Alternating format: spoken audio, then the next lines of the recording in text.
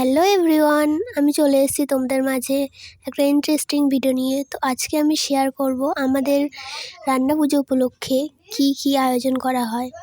তো মোট আমাদের বাড়ি আজকে 5 ধরনের রান্না হবে। তো কি হবে চলো দেখে নাও। আমাদের প্রথমে হবে কচু শাক, তারপরে হবে আলু আর কলা ভাজা।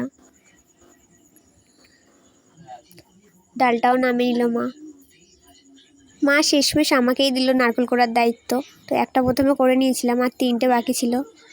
তো এগুলোও করে নিতে হবে। তো চলো। তো বন্ধুরা, নারকেলটা আমি এখন করে নিই।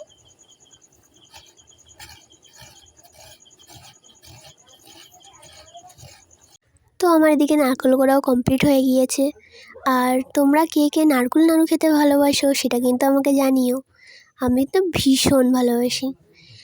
আর তারপরে তেলটাও গরম হয়ে আসলো। তো মা এবারে আলুটা ভেজে নেবে। তো এবারে আলুটা ভেজে নেওয়া হবে। তার আগে আমি তোমাদেরকে আমাদের এই নিয়মটা বলে রাখি, কারণ তোমরা হয়তো অনেকেই জানো যে এই রান্না পুজোর দিন কী হয়, তাও আমি একবার বলে দিই। আমরা আগের দিন রাত্রিবেলা এইসব রান্না করে রাখি। অনেক বাড়িতে আশপান্নাও হয়, আবার অনেক বাড়িতে এইসব ভাজাভুজি হয় নিরামিষ। তো আমরা এবারে আলুটা দেখতে দেখতেই ভাজা হয়ে যাচ্ছে, আর কিছুটা মা তুলেও রেখেছিল যাতে পরে ভাজে।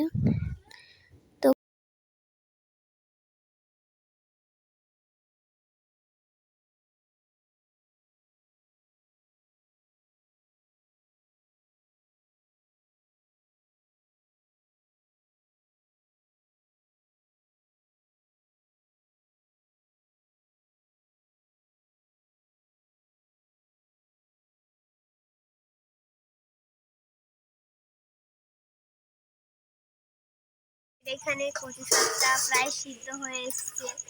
এবারে মা নামিয়ে ভাবের জন্য দেখো কিছুই দেখা যাচ্ছিল না। তো দেখো এবারে নামিয়ে নেবে মা কচু শাকটা।